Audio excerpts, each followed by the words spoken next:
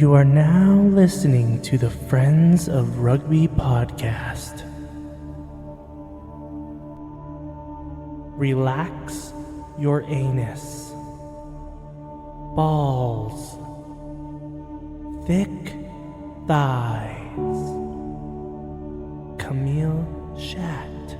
Where's his neck? Eddie Jones. You're fucked, mate. We're nice now. We are recording. Hello, everyone. Welcome to the Friends of Rugby podcast. You're here with Steve. I should have came up with like a DJ name. Fuck. And Frank the Tank. Mine's easy. My last name's McDonald. I'm MC Frank. Yeah, see? And Frank's dog, Rocky. Where is he? I don't know, but he'll make an appearance somewhere in this podcast. We just have to accept that he's actually like part of the show now. Lovable rogue. He doesn't know anything about Takes rugby. us to court. Yeah. How have you been? Yeah, well, we had some smoky weather, didn't we? So the games that I was coaching got cancelled as I was halfway to driving up to a GP on 5-hour drive. So, yeah, I know. That's got to be brutal. It was kind of... I'm so glad I didn't go on that trip. Yeah, fair enough. Yeah, well, neither did anyone else. Actually, last minute, I was on the Friday. I was like, oh, you know what? I could technically go out. What? And I was going to register Yeah. and play. I was like, you know what? Why should I wait? Why should I just get up there? I want to go to GP. I like playing up there. I like the people up there. Yeah. So I was like, I should go. It would have been fun. It would have been fun, but then last minute I was like, and then I woke up in all the smoke, and I was like, oh, you guys are gonna get canceled. I didn't know like all you guys left, and it took a while. Yeah, I was on the road for about an hour before we cancelled the game. So, I've been rugby's like coaching's like kind of taking over my life right now. Yeah, me too. In fact, it's ironic that the real rugby has stopped me from researching television rugby that we talk about. Like, I didn't watch a lot of rugby this weekend. All the rugby, teaching, coaching, all that stuff, it could just consume your life. It does, yeah. It's hard. Rugby's a difficult sport. We were just talking, we were just trying to break down some rule, and you basically need like a law degree to like go through rugby law rules. I thought fixing the DuPont law would make it easier to understand, and as we sat here trying to research it, we're both like, what the fuck? You made a good point, though, about what you said. Like, imagine if you're new to the sport. Yeah. Rugby is a very difficult sport to understand as a new fan. Because I remember when I first started watching rugby and just trying to figure out the game, it took me like more than a year to figure out watching rugby. And it took a long time to really fully understand the game of why they were doing things and why they would do things the way, because it's just so different from every other sport. We're rugby nerds, and even today we're confused. Yeah. That's how complex the sport is. Yeah. Yeah. Like it's kind of a downer because it's kind of like it's such a hard sell. And they seem to be making it more complicated, don't they? They're not making it easier. No. I remember back when I started watching rugby, and you could scrape your foot along someone's eyes in a ruck, and everyone was like, "Yeah, that's fine," And now they've got 13 different rules that stop that. Yeah, the difficulty of learning it, and the games the games don't teach you at all either, right? So that's another thing too. There's a lot of calls that happen in rugby. Sorry, I'm just getting on we just got right into it. Yeah. There's a lot of calls when you're watching rugby and you don't know what's going on. Yeah. You're like, what was that? Yeah. Like what happened there? And someone's screaming back 10 at you, and you're like, what happened? And the worst part is the announcers don't even know. No. The announcers are all confused, so they don't even say anything. Yeah. They're just like, we're thinking what we're thinking happened. You're like, what do you mean what you're thinking happened? Like, what do you mean? Get like, the fucking crystal ball. Do you know what's even worse is when I've played in games, and actually more so when I've coached, I'll see a call go against our team, and to be honest, it was the wrong call, and I know I'm biased, but you see something blatant sometimes, and you look at it and go, that's not... And then I've got new players, and they'll be like, what was that? And I'll be like, wish I could tell you. You did not do anything wrong. Keep doing what you're doing, and if you give way more penalties, you're just going to have to deal with it, because what you did was not wrong, Yeah, ref adapting in this sport is like... It's a skill. You shouldn't have a style either, should you? There should be rules that we follow. There shouldn't be styles of referee, It's how complex the game is, because like you can't... Yeah, you have to being able to ref adapt is like there's catching, there's tackling, and there's ref adapting like in this sport. Yeah. Because you got to learn the ref. You got to brown nose the ref. Because who's that? Is it Matthew Renault? Yeah. Yeah. Like when it comes to the breakdown, anything goes with him. He just lets it all go. Yeah. He doesn't care what the fuck you're doing. Yeah. It's like, as long as there's a breakdown, whatever, just keep the game going. Yeah. Right. And then there's other refs that were like a hardcore on the breakdown. Yeah. And I think maybe Wayne Barnes was a guy like that.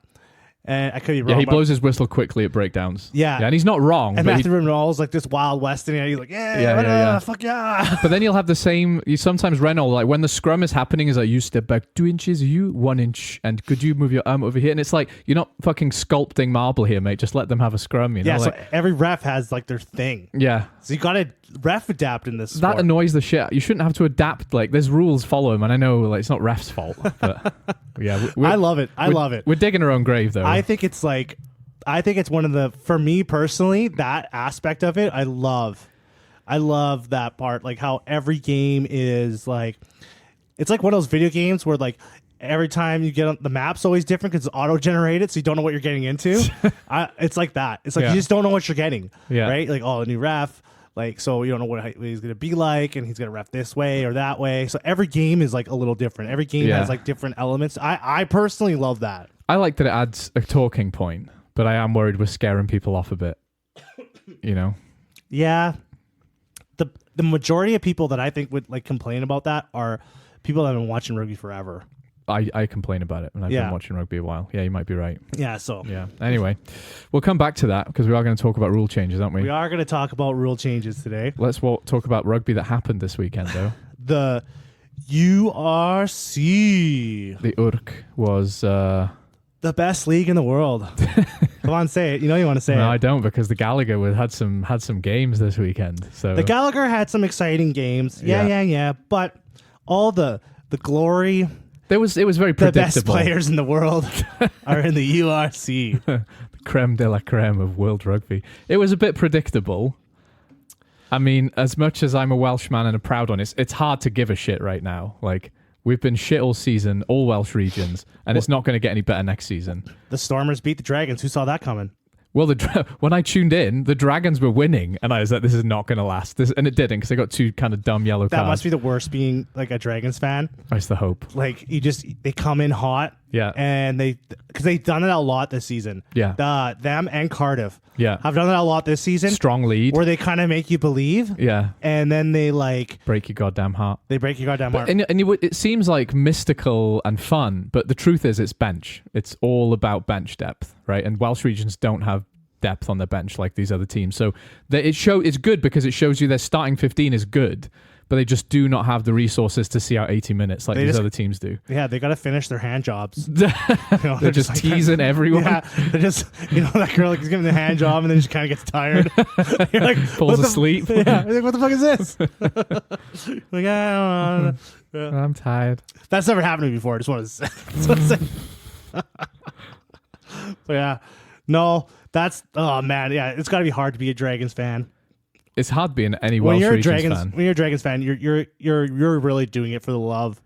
Like, you are a real rugby fan. If you're a diehard Dragons fan, you are a rugby fan. I think if you're showing up at any Welsh stadium bar the Ospreys this season, you must love the game deeply. And the Cardiff are getting some good crowds. Newport's crowds aren't bad either, to be honest. Like, I like underdog teams because, like, when they do win, it feels so good. Yeah, it's like fucking Christmas. Yeah. Like, the wins are... Because, like, when Leinster wins, like, okay, yeah, Leinster's going to win, right? Yeah. Bulls win, okay, yeah, you expect that to win. But when, like, a Lions win, when the Cardiff Blues win, when Dragons win, you're like, you feel good about that. I heard even Zebra gave Edinburgh a little scare, too. They did. They had some really nice tries. They had some really nice open field tries, actually. It's just this is another depth game. They're all depth games. That's for me why USC is hard to get behind completely, because the results have become predictable. And this end of the season, they do, because you've got teams like Munster who are making their title charge. They've got some momentum. And teams like Connacht who could maybe make the playoffs. Yeah. But you kind of think, so the momentum kind of kills those less good teams, Another team that would be should feel bad about themselves too is Glasgow, because they almost did it in They almost did it with the Bulls. They almost did a job there. I was kind of surprised by that. I think Glasgow needed to win that to convince me they can win the URC, actually. Me too. Like right? If they would have won that game, okay, I'm like, these guys believed. I would have been probably a believer. Yeah. But they lost that game, and man, like, that was the game that was supposed to put me in the Glasgow believer seat. Yeah. Like, okay, these guys are for real. Yeah. Even though I think they are still sitting in the top. They are top. On the top of the But it doesn't feel, I don't know why, I can't put my finger on why it doesn't feel convincing, you know? And actually that game is a good example because if you can beat the Bulls, and they nearly beat them. They nearly beat them, but I just cannot see them beating Leinster at home. Well, maybe even Glasgow beat at home based on league standings, but I just cannot see Glasgow beating Leinster at home. I just don't know. I don't think the way they fell out of the Champions Cup and the way they lost to the Bulls, they just have not got that clinical edge, you know? As good as they are. Yeah, because at points that game was theirs. Yeah. And they just can't hold on. No. It feels weird to shit on a team who's top of the league, though. It does feel weird. It's weird when you don't believe in the team that's up. But, you look at Leinster, who sent 2 basically C teams to South Africa to basically risk a loss. Glasgow couldn't have done that. So every time they play, they're playing with the best players they got, right? But when Leinster send a team, they're kind of like, well, we're just saving our main squad for the finals. And it's strategic. Glasgow don't have the depth to do that. So I think which almost cost Leinster that semifinal. Yeah. Because they looked undercooked in that game. Yeah, they did. They did, yeah. So. And a team that should feel good about themselves, happy team, Benetton. Yeah, they could make a playoff and surprise some people. And I think but even if you played Benetton and Glasgow, I wouldn't know who to put my money on because Benetton have been that good this season, right? Oh yeah, that's a kind of up in the air game. I really want to know who the last 4 are going to be for the URC now, in terms of when we get to the semi-finals, because it looks like comfortably Bulls, Glasgow, Leinster, and Munster, and then I think it'll end up being a Bulls Leinster final then, based on what I've seen, you know. I think you've been kind of calling that all year. I think I have, yeah. I'm not saying it's kind of been showing that the Bulls and Leinster are but man, there's some teams that are kind of growing. Like Ulster. Ulster's been improving. They beat this, they beat the Scarlets. Actually, with no respect to Scarlets whatsoever. They should have won that. They should have won that every time. And Munster hammered. They did. Connacht. Yeah. They hammered them. Yeah, I managed to watch a fair bit of that game. Actually, that was comprehensive. Yeah, and they got guys coming back. RG Simon he had a game. Is actually playing. He had a game. It's actually playing for them. That's what I said though. If they get another URC championship out of him, if he, he's in town. Not the last year's one, but if this, if he wins the URC for him, he's worth his money. Plays half an hour and he wins them the URC. Who cares? See you next year in He's Leinster. Just walking the league. He's dog walking that league. It's a bit, yeah. He is good, man. Lions pumped Cardiff. The Cardiff are we tried. We don't even want our losing bonus point this week. You can have it. We're done. See you next season. I watched a picture as well. It was a graphic by Scarlett's social media, and it's how many players are leaving their region. Oh, wasn't it it's like a whole squad's 20 or 18 or something like that? It's a lot of players. I saw something about that. It looks like a team sheet. When but I also saw a lot of team players leaving announcements. Yeah, and a lot of them had a pretty long list. They did. Yeah, and to be fair, I thought that when I saw the Scarlets one, I thought that was oh, this is weird. But then a lot of other teams are coming out these are all the players that are leaving our squad. Yeah. And I was okay, there's 18, 20. The difference is from a Welsh perspective, though, other Welsh regions are already making signings, and it's Scarlets are radioactive because I've not heard many people actually signing for them. Cardiff and Ospreys and even Dragons have made some decent signings. I'd love to see the financials. Yeah, I'd love to see what they're playing with. About £13, I think. It's paying guys and hot dogs. Yeah. So with the greatest respect to Ulster, who I like, I don't think that's anything to brag about. Even at home, even when Scarlets are at home, And the Ospreys, they took a fucking pounding from Leinster again. too. They were up at one. No, I don't think they were up. They were drawing, I think, at halftime. I thought, okay, they punched above their weight this season, and then I didn't watch the second half, and then I saw that, and I was like, yeah, makes sense, whatever. They've got nothing left to play for. If you're looking at the standings, for the URC, and you see this could be, in the playoffs, it could when it comes down to the knockout stages, it could have every union, is represented in the knockout stages, except for a Welsh team. Yep. Yeah. All that needs to happen is Munster need to back away and let Benetton climb up a little bit more. Scotland's in there, Ireland's in there, South Africa's in there. Yeah. Italy is in there. Hey, I got time for Benetton. Yeah. Well, that's good. Good for them. No, it's pathetic. How are the Italian how is Benetton doing so well? I think they're just managing their resources better, They've got a really good under-20 setup and it's starting to pay off. You've got to remember it's a big wealthy country as well, right? So they've got, the resources. I know their rugby budget is not big. It's not big, but and if you've got two teams rather than four. It's the smallest of the Six Nations. I think them and the reason why Glasgow, Edinburgh and Benetton are doing well is because they have two teams and they can just condense their resources. I do think it's that simple and they're doing it smartly now, right? Because if you actually, contrast Italy's under-20s with Scotland's under-20s. Scotland's under-20s, it looks a bit bleak. They have not got a lot of talent coming through. Yeah, that's been the talk of the town. Yeah. They're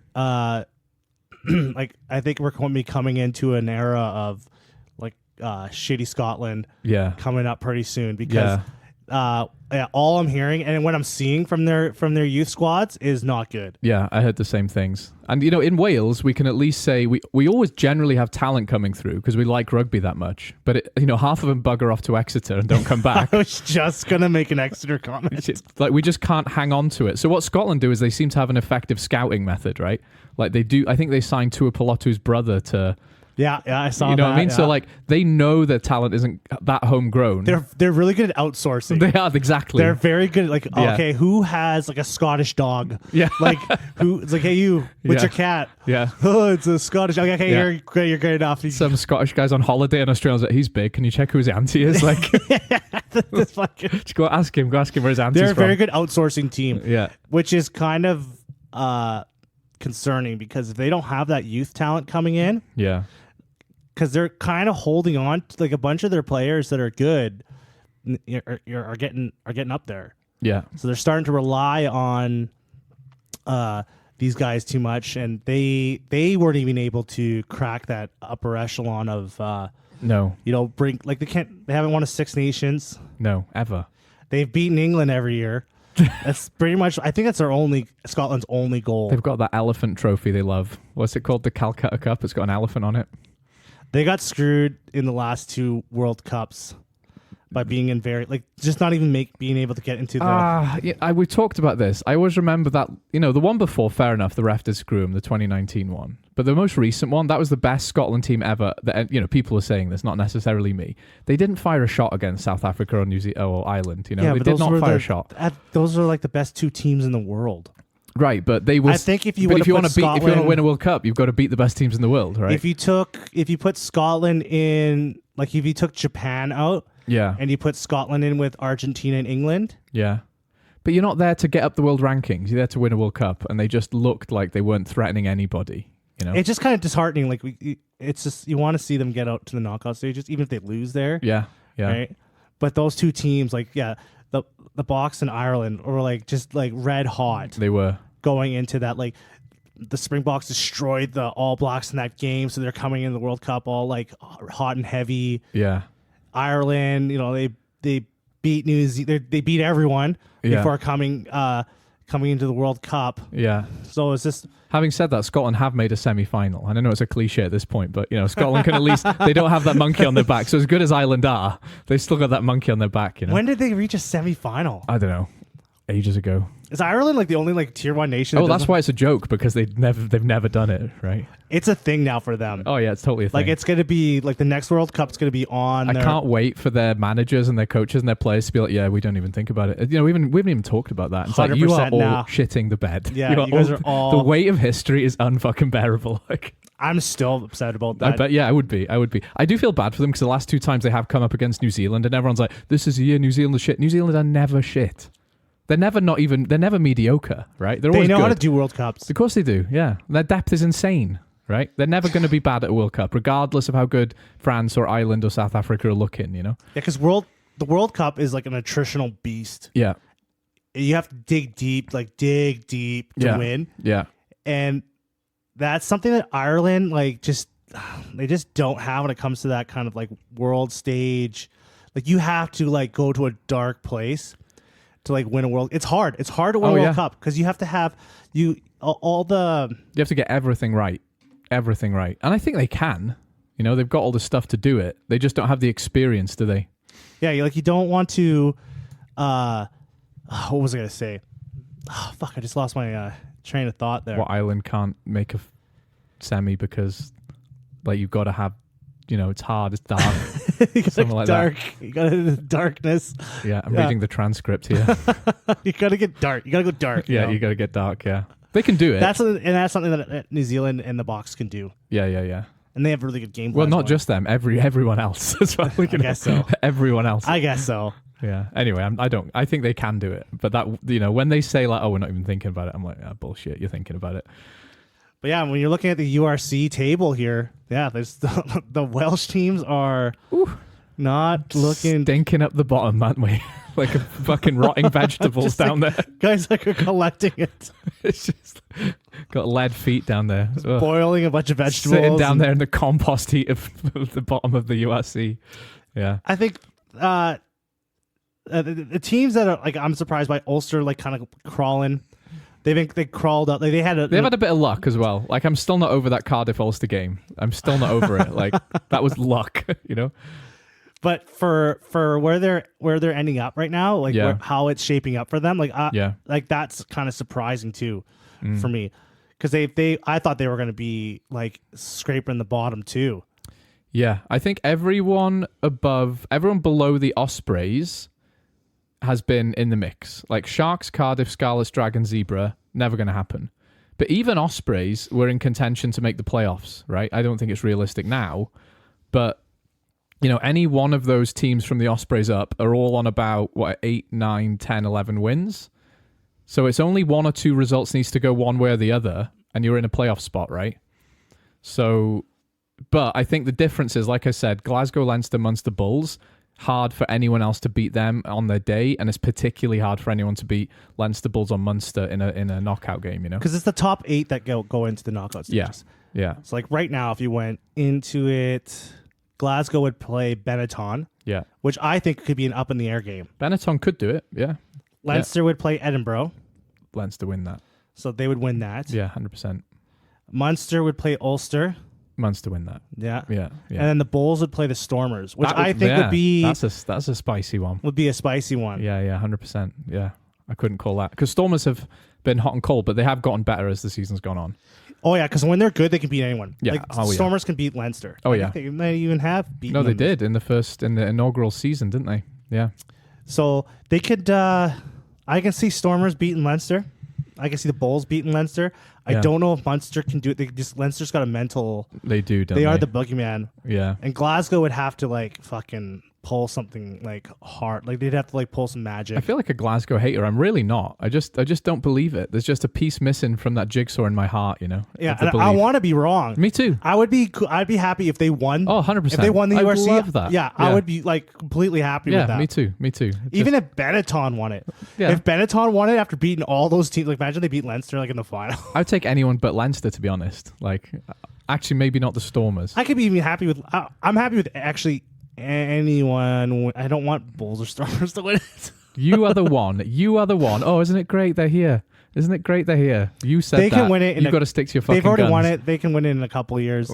I don't want them to win. I don't want any South African team to win the I fucking URC. knew you thought that deep down. Yeah, I kind of deep down. I just I don't mind if they win it in a couple of years. They don't belong here. Say it. No, they belong here. I All like having them in there. All right. You want to talk about the Prem? Yeah, I do. Where should we start?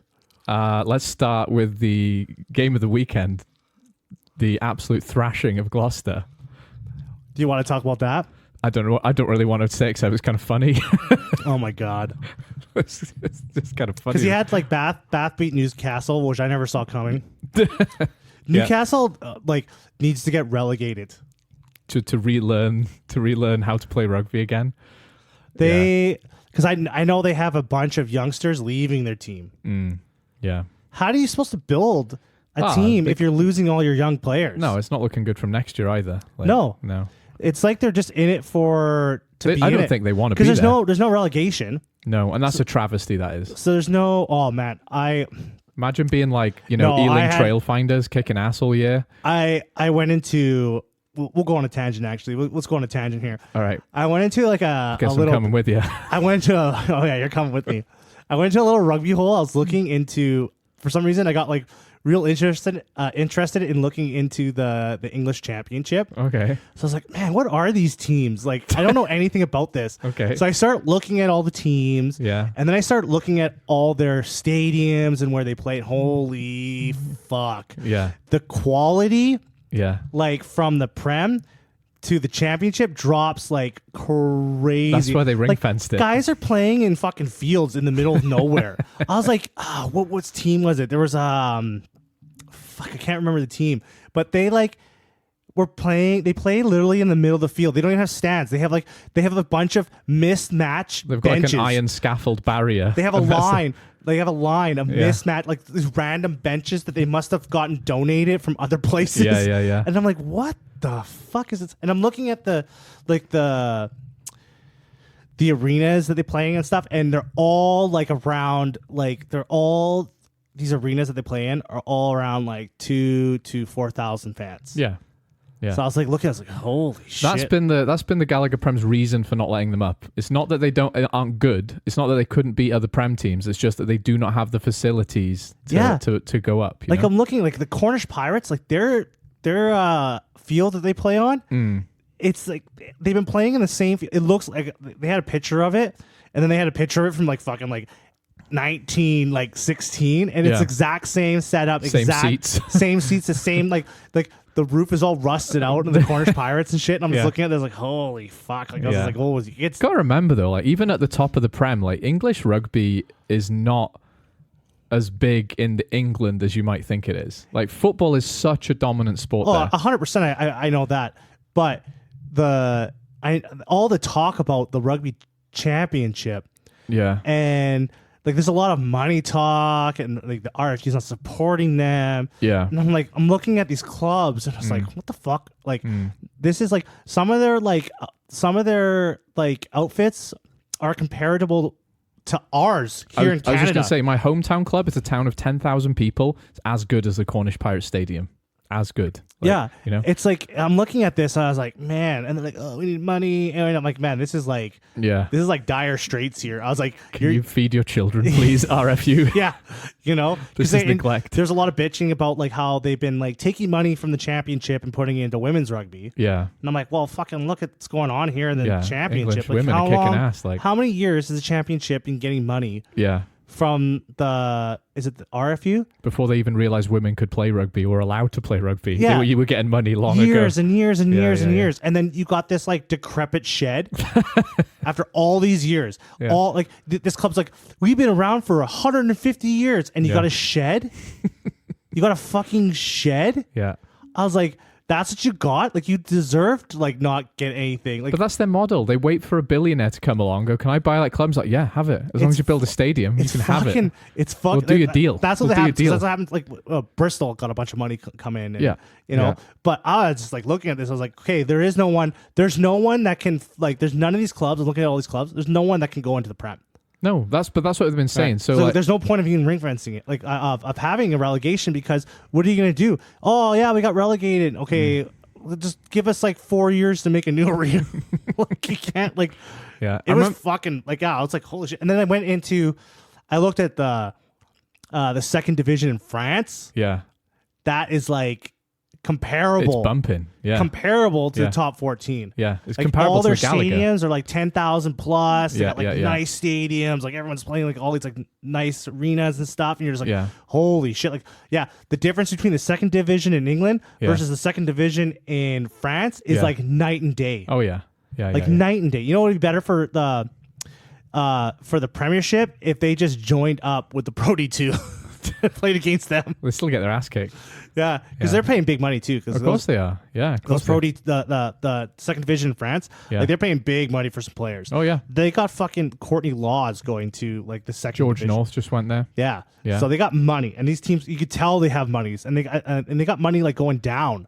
like down even further in French. Well, it's all about. That's why I keep saying it's all about money. That's their model, right? They want a big millionaire to come in and be like, "I'll buy that club off you," and they just sort it all out, right? Like, but that has not happened in English rugby. I just thought that was division. depressing when I saw they're like, "Oh, we've been around for 150 years and we got this shed." Yeah, and you're like, "Oh my god!" Like, fuck, of course you guys. There's no more that's relegation. Why they're not letting you up. Yeah, that's why they're not letting you up. It's like when the bouncer's like, "Not in those shoes, mate. You're not coming in." Right? Not in those shoes. I've been trying really hard. If it's not broke, don't fix it. You know, like where is that money going? Like where is that money? Like what is the?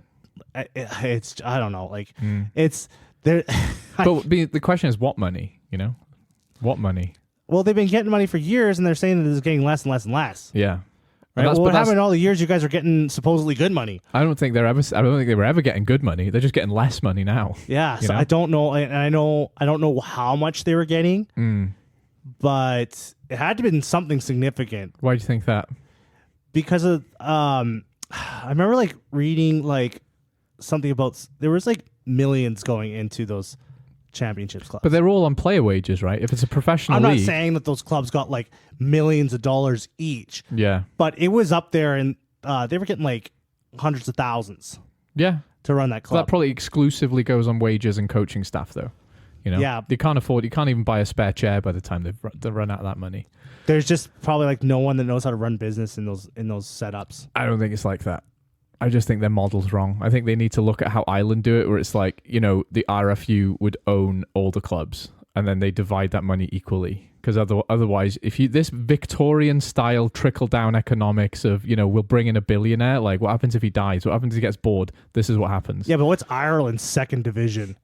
Well, Ireland's not as, you know, England has like 60 million people. Ireland has like 8. So they just don't have that, do they? You know? No, they go from high school into academies and then they have rugby clubs, you know. Yeah, they have rugby clubs, but they're pulling everyone from academies. Yeah. So these kids go from high school to academies and then they make it pro or not. And then if not, they go into play in their local clubs. Yeah. Or they go overseas. And that happens in England. So in that same championship, you've got Hartpury College, and that is literally an English rugby academy, right? That whole college is come be an England player, right? So a lot of England players went through Hartpury College, but they can't have 10 of them all spread out across the country, right? Because that would cost millions. So like Newcastle to me is like one of those clubs that like they snuck in and they got locked in and they're just like getting kicked we're on here. their down. They're like I don't think they're happy about it. I think they're in the corner bleeding while 2 dudes are just kicking them in the head and they're like, "Can I go?" No, because they're getting prem money and like they're just laughing. They're just like, "This is fucking awesome!" Like they got their fucking shed. I don't know what Newcastle's arena looks like. It's not bad. It's not bad. It's better than it's just fucking like it must be like unreal. Like, but oh man. Anyways, let's get back. Sale fucking beat Leicester. Yeah, they did. Leicester are out now. Yeah, that's kind of sad. That's for their team that they have. Yeah, and to have Andre Pollard playing at 10 for you, that's a bit depressing, isn't it? I wonder if they're gonna fire their coach. I think I said this before. I wonder because he's that Australian guy. I keep forgetting his name. Something McKellar. And I wonder if they're gonna do. They're gonna probably do a coaching change there. They're gonna have to do a whole personnel setup. Like, yeah, because they got some big money players in Leicester, and to be they're kind of the surprise letdown for me of this of the Prem. Yeah, going from champions to what are they 8th now? That's pretty shit. I can't see anyone beating Northampton. Like when they absolutely trounced Gloucester this weekend, that was their way of saying after they lost that championship games, like we haven't gone anywhere. That was fucking was it 90 to 0 to nil a team and score 90 points? Like, 90 points. Yeah. Now I heard Gloucester rested a bunch of players because they're Challenge Cup. Oh yeah, they could win the Challenge Cup. Yeah, right. That's true. So they're going for the Challenge Cup, right? Yeah. Fair enough. But there should never ever be a situation in the Premiership, no matter what field you put out, no matter what team you field, no matter what players you got, it's a Prem club. Go out there and lose 90-0. The vibe right now in both leagues, I think URC and Gallagher, is there's a bunch of teams in there who are just like, we just don't fucking care. We've got other things to do. Gloucester have got their Champions Cup final. A bunch of the teams in the URC are like, we're not going to win anything. Let's just wait till next season. See, my conspiracy is that Louis Rees-Zammit was just such a shining star in the club. He carried the team. He carried the morality of the team. He was about worth a try a game, to be honest. And then he left, and then the morale just went down. It was they're watching him just live it up in the States, and they're like, oh fuck, this sucks. He's like having beers with what's he called? Travis Kelce Scott and Patrick Mahomes, and they're in the rainy shed in Gloucester going, that could have been me. But there should never, ever in the Premiership, there should never be a fucking 90-0 game. Something is seriously wrong. No, it's not Gloucester. wrong. Oh my gosh. No, they're just waiting for next week. Don't worry about it. They gotta fucking fire everyone after that. Everyone's fired. Imagine you're Zach Mercer though. The guy that deals with the equipment, you're fired. The guy that changes the water filters, all the bar staff gone. He's fired. Everyone's fired. The chef, you're fucking gone. I would fire everyone. Yeah. 90 to 0. Oh my God. Imagine being Zach Mercer though. You've signed with Gloucester, an up and coming team, hoping to challenge so you can play for England. And you get hammered 90-0 by Northampton, who they didn't even break a sweat. And you don't even get to play for England.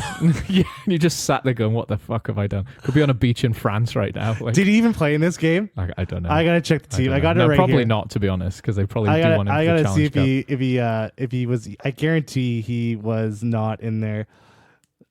No. Yeah, I have no doubt he was not in that team. He wasn't in there at all. Do you know what's funny though? Imagine there's some competition between spots, right? Let's say you're an up and coming 8. You want to play for Gloucester, and the coach is like, well, playing you this weekend against Northampton, if you can prove some things, maybe you can have that spot off Zach Mercer. This is all the ammo you ever need to be like, I'm never playing you ahead of Zach Mercer in your fucking life. This is why I picked my first team. Holy fuck! There were some hammerings in the Prem this. That's what I said. Yeah. Saracens. Yeah, they hammered and Bristol haven't been bad recently. That's a bit of a surprise. They're kind of the Saracens have just been getting better and better and better as the I don't league like that. Don't like it. Has gotten going. They've just been getting more and more Leinster as the league's been going on. Yeah, because they were at the bottom. They're like, oh, they're having shitty. Their players are old. We're all talking shit about them. Yeah, we were. And now they're all proving us wrong. They're calling us a bunch of I idiots. wish they'd stop proving me wrong. Every time I think they're about to die forever, they just come back. They're zombies. They're rugby zombies. They just keep coming, super zombies though. Not like Night of the Living Dead zombies, super running zombies with iron skulls. Yeah. They fucking just hammered Bristol. Yeah. And then Exeter Quins as well. Okay, Exeter legit, I said this before, I'm calling this now, are going to be a dynasty team going forward. They felt like they were going to be a dynasty team 3 or 4 years ago, though. But they lost all their star players. Yeah. They invested in their youth. And they invested in Welsh youth. Yeah. And they're taking all the Welsh players, and instead of making Welsh teams good, they're making the Exeter Chiefs great. I guarantee you, in the next year or the year after, they're going to win the Premiership. Okay. If they keep this core group together, and they keep because who's the coach there? Rob Baxter. Yeah, Rob Baxter. Best coach in rugby. He's awesome. Yeah, he's class. They just got a lot of right things. I'm just calling it now that they're going to win it next year or the year after. Fuck, they might even surprise us and win it this year. Could do. Beat Harlequins pretty comfortably. The Harlequins too. They got to be this fucking team. Harlequin I want they probably did too. Rest some guys because of the semifinals they're both. That was a game they kind of really needed to win, though. That was a game that really would have helped them make the playoffs. Just looking at the team, they had all their guys out. Yeah, no, that's a game they needed to win. I know they've got a hangover from that Toulouse game, but they needed to win that game to get into the playoffs. I know there was some fucking controversy too. Oh yeah. Was it this game or was it the game before with Danny Kerr? Wasn't it with Danny Kerr with cards and shit and him? I don't know. I forget what it was. No, it must have been a different game. I think it's a different game. But anyways, regardless, this is a fucking this is a game that they need to win. Well, yeah, look at their squad. That's not a B team. No. To put that many points on Harlequins at this stage of the season, that's not good for Harlequins. You got Don Brandt. The best 8 in fucking England. according to Steve Borthwick, he just believes in him for some reason. Yeah. He just has like some mad faith in Don Brandt. Yeah. He's got more faith in Don Brandt than Don Brandt's got in himself. Yeah, evidently. Yeah. Yeah. Like what's the standings going on here with this league here? Because this Exeter in 5th, Harlequins are in 6th after this weekend. They're both on 50 points, but their points difference is pretty massive. So for Harlequins to not win that game is a really big deal, considering they were doing so well in the Champions Cup and they were high flyers for a while. Tied with Exeter. What is their next? Like Harlequins are going in there. Like Bristol are still in this too. Yeah. So like Leicester, Gloucester, and Newcastle, they're done. Yeah. Right. This top 4, Sale, Bath, Saracens, Northampton, like that. Like I think the weakest team. Who do you think is the weakest team out of those 4? Sale, Bath. You think Bath are? Yeah, I think they're not. I think they're kind of pretending a bit. They're pretending. I think so. I think when Finn Russell doesn't play, they just don't look as good. They've done better than they did last year, but yeah. Because they have, what's their next fixtures here? How many? Next week I'll tell you. You got Saracens, Sale. That's it. They got one more. That's right. Yeah, that's why it's a big deal this weekend. Harlequins, Bristol next weekend. That'll be a big game. Mm-hmm. That's a must win for both of them. Yeah. Leicester, Exeter. All Exeter really have to do is win, which is easier said than done. So Bath, Northampton, and Gloucester, Newcastle next weekend. So when I'm looking at this, Exeter Chiefs are most likely going to beat Leicester. It's hard to predict. I can see Leicester beating. I can see Exeter beating Leicester. Yeah, I can see it. I don't think Leicester will roll over though, even though they haven't got anything to play for. So like the Bristol Harlequins and Bristol, like that's a must win for both of them. Sale have to see. That's the thing too. So Saracens are playing Sale, right? I could see Saracens beating Sale. Yeah, and I could see Exeter beating Leicester. Which would put them into the top 4. And I think, what would Harlequins have to win with? Well, they'd need other people to lose, I think. They would need... I think they would need Exeter to lose, and they would need Sale to lose. And they would need to get a bonus point. I don't think it's possible. No, it's possible. They would need Sale and Exeter to win to get into the top 4. Sorry, to lose. Yeah, because if Exeter wins, that's going to put them... Well, if they both win, what's their points difference? It comes down to a points difference, right? No, but if Harlequins win and they get 3 or 4 points, that puts them above Sale and Exeter if Sale and Exeter both lose. But like you said, I can't see Exeter losing. So they would need to win... With a bonus point? They would need to win with a bonus point, and Exeter would need to win without a bonus point. Well, if Sale lose, they can jump... No, because like it would go... Oh, no, because...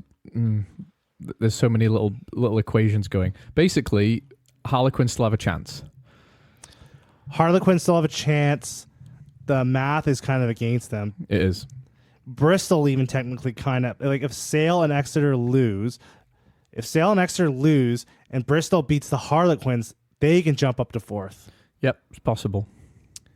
So we've been saying this all year. This is the league. This is the most competitive league. Everyone's hovering around 50 points there.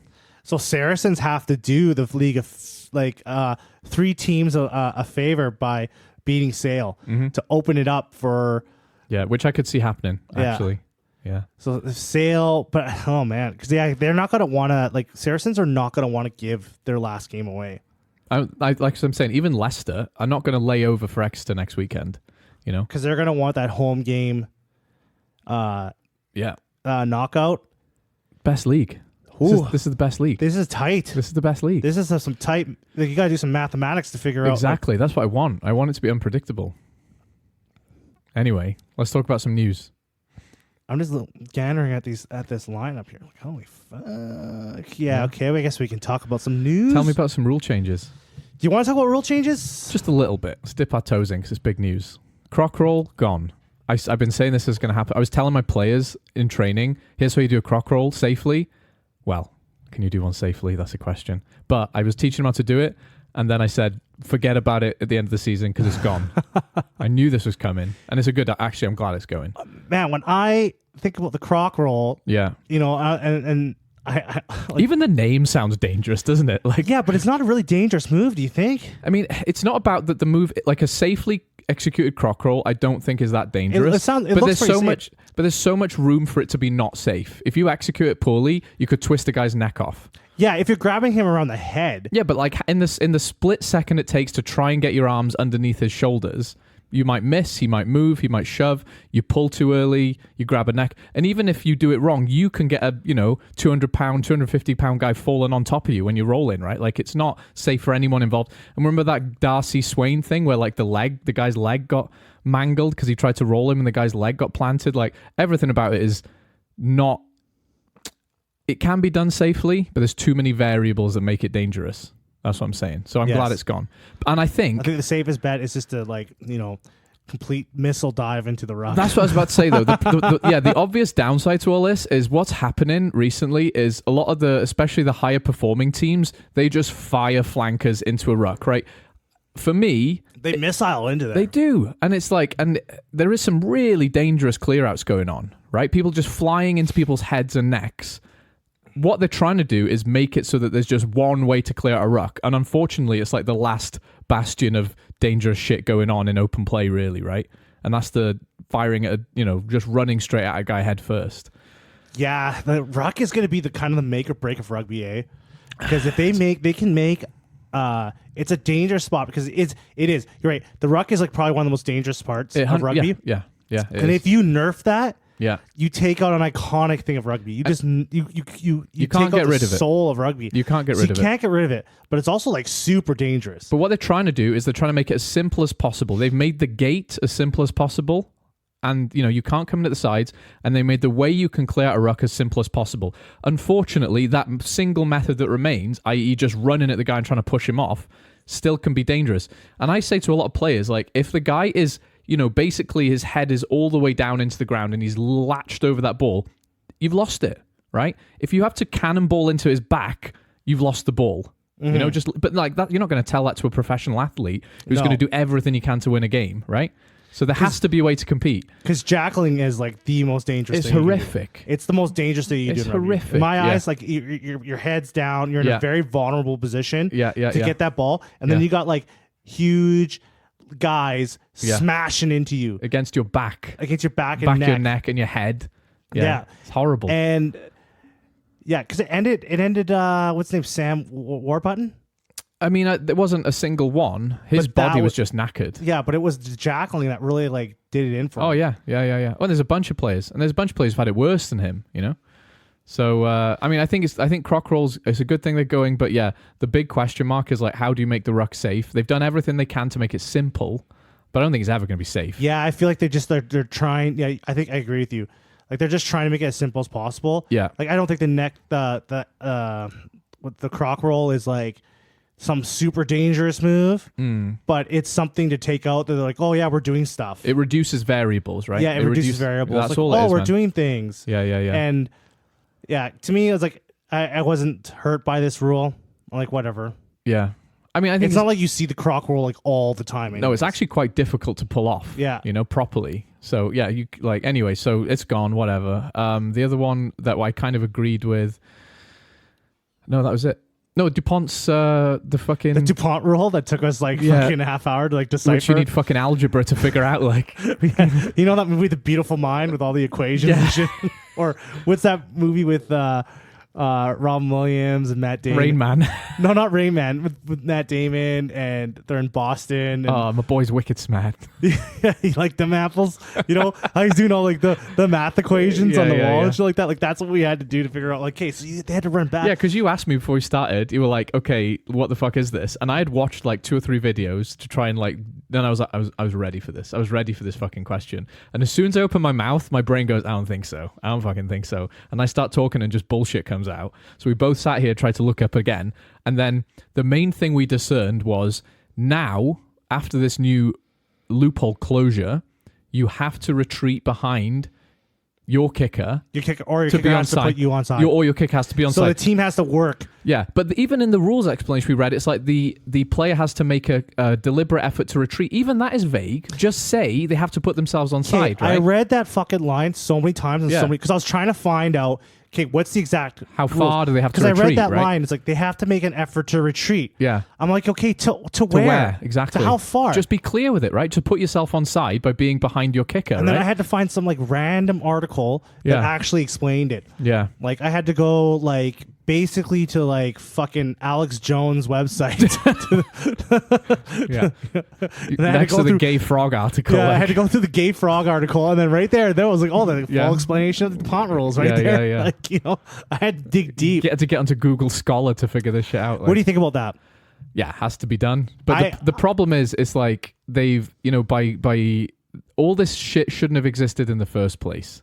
Mm-hmm. Yeah, they fixed it. But they've created it by adding rule upon rule upon rule all the time. Sounds like they fucking have, like, if I might be wrong, but it's almost like they just kind of went back to the way it was. Yeah.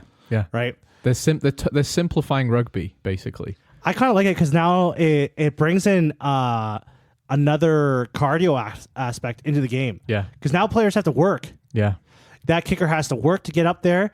And the whole team has to work to get on side. And it opens up some attack. It is a good thing overall because it does eliminate kick tennis basically immediately. So that has to be a good thing, right? That's why it took so many years of kick tennis for them to be like, maybe there's something wrong here. Yeah, it took like a million tweets of people going, can you stop? Like that game was fucking boring for World Rugby to go, oh yeah, people aren't enjoying that, right? Yeah, because he's fucking, because like, I've been watching rugby for a while and this kick tennis thing has been going on forever. Yeah. Right? Yeah. And it has been one of the things where I kind of bitched about. Yeah. It's like, wow, they don't really have to. But kicking for territory is always going to be a part of rugby. And I don't want it to go away. But the fact that, if you don't move, you can kick the ball and the forwards can just hang out in the middle of the field. That was the issue. It also like creates a lot more decision making too. Now, do you want to kick it? Yeah. Do you want to kick it? Because, my team's really not in a good position. And then you've got 8 forwards, big, heavy boys staring at you going, don't you fucking dare kick it. I am knackered. Yeah. You know what I mean? So now it forces you to make other decisions like, because my team's in a jeopardizing situation. I can't really just clear this ball out of here. Yeah. Because I'm going to give it to him, and this guy's going to have all this room to run. Like now, it opens up a lot of different variables in the game. It stops people taking sneaky breaks as well. Yeah, because it is a sneaky break. It is a sneaky break. All the forwards just hanging out in the middle having a chat while the ball goes back and forth. You know, like it's stopping the sneaky, which is a good thing. Yeah. Like you're talking about opening up in the game by making people tired. That's one way to do it. So I think overall this is good. But the next one was removing the scrum as a call option, which I profoundly... From a free kick, which I really disagree. You still tap and go as an option, or you can kick. Or you can free kick. Yeah. Or after the free kick, you can free kick. But you can't scrum. So that time, Damien Willemse did the iconic fist together, and the entire rugby world went, what the fuck did he just do? That guy has massive testicles, right? We'll never see that again. You saw it live. Were you at that game? Yeah. You saw that live? Yeah, I saw it live. You're never going to see it again. Aren't you sad about that? The thing about that rule, too, is how blatant it is to... of an attack on South African rugby. Yeah. Because the only team that has balls to call a scrum in those situations is South Africa. And if you've got the balls to call a scrum in your 22, you've got massive testicles. Yeah. It's risky. Yeah. There was no guarantee they won that penalty. So for them to be like, we're trying to speed up the game. Yeah. Okay, from the one team that does it, the only team that calls a scrum off a free kick is that has the ball, especially in a place like... where they called it is South Africa. They're the only team that does this. Right? Otherwise, everyone's taking the free kick. Yeah. Right? No one's calling the scrum. It was the most zany... Do you remember the film The Waterboy? And you've got the coach and he's got like this playbook of mental plays. Yeah. It's like some bigwig, top of the league found his notebook and we're like, we're gonna make a law you can never do that again. It's some Bill Belichick shit right there. Yeah. And it's...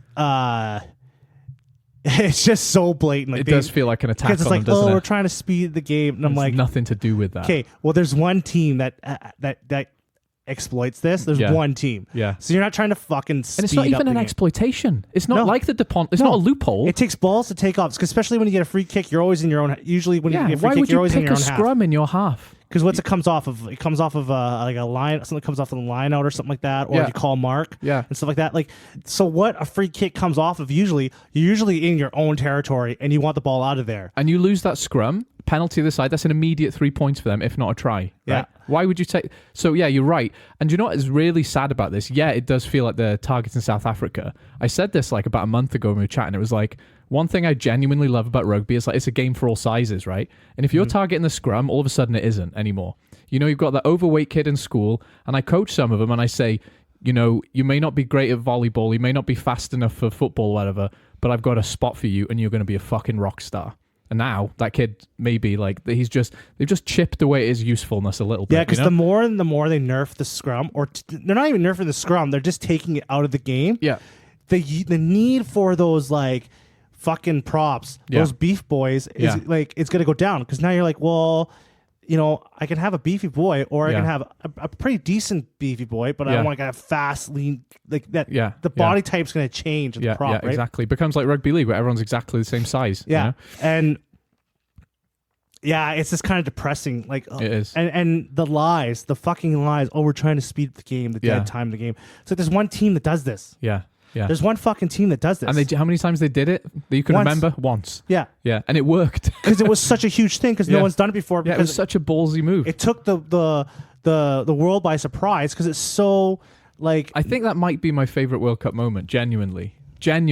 Like, it was so exciting. It was like, ballsy. It was brave. Yeah. It was so out of the blue. And yeah, for them to say like, oh, we're trying to speed the game, it's like that was the insulting part. Like, hey, like you're...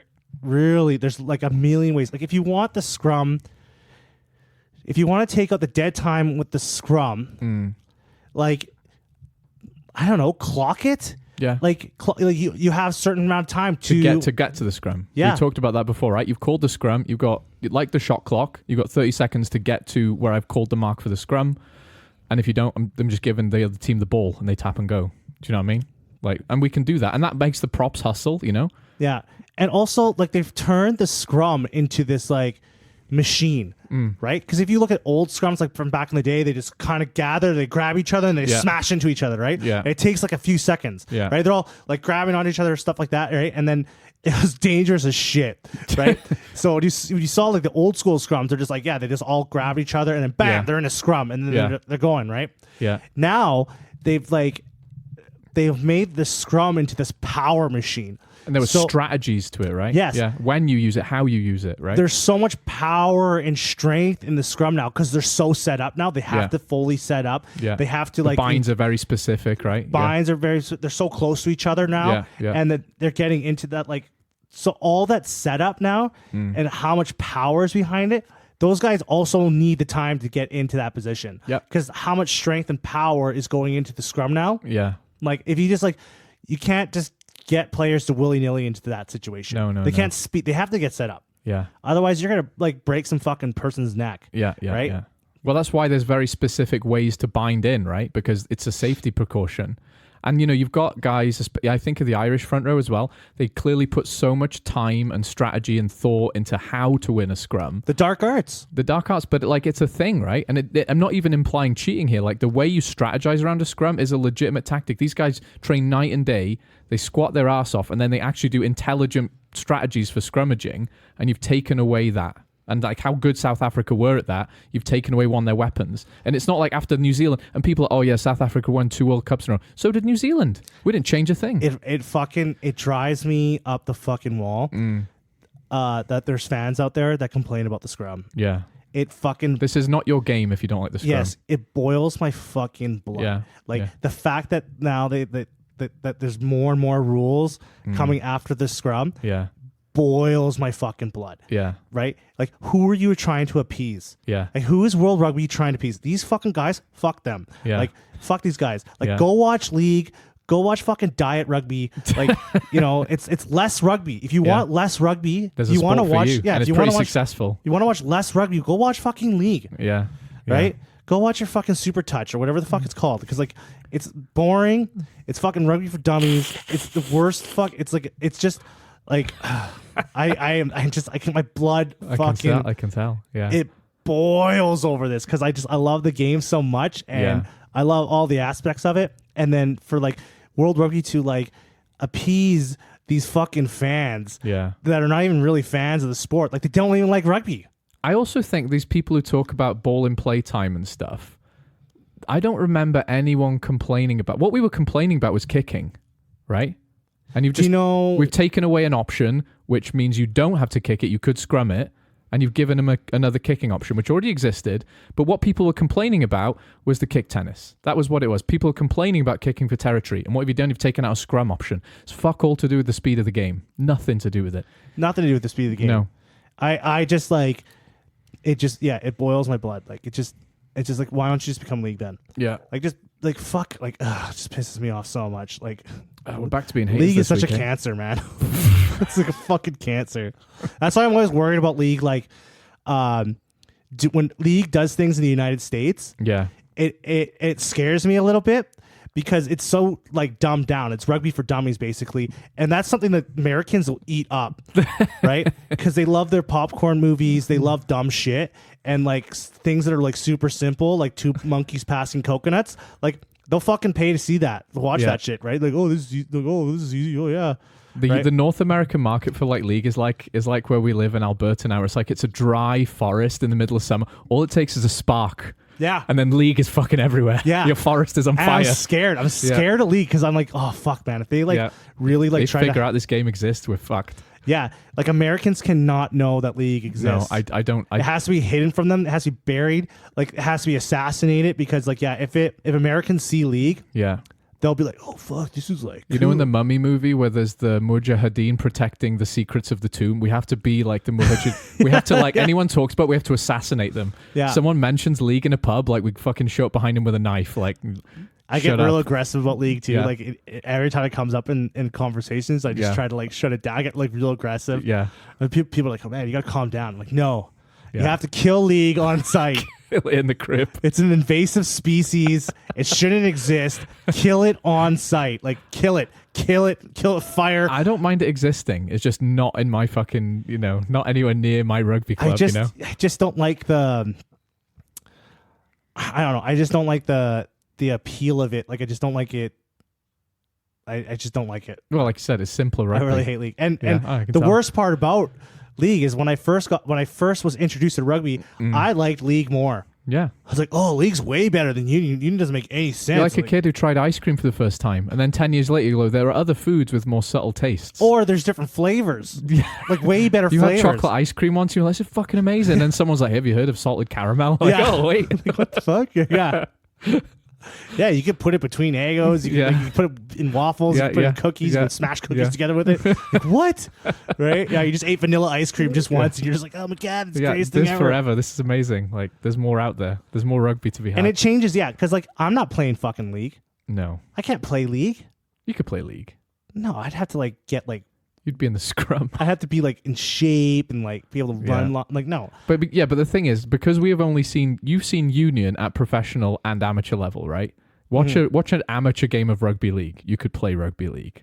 Well, yeah, but... You know what I mean? And it's 6 tackles. You could make 6 tackles, they get the ball back. It just gets worse. Yeah. Like just talking about it. I know, yeah. Well, it's your turn now. Do you know what I hate most about it as well? Now you've got me going, is when they flop around a fish on the floor. You know, someone gets tackled and they hold him down for a couple seconds and the guy starts flapping around like, hey, ref, he's holding me. And the ref never once gave a shit. No. Not once does he whistle and go, can you get off him?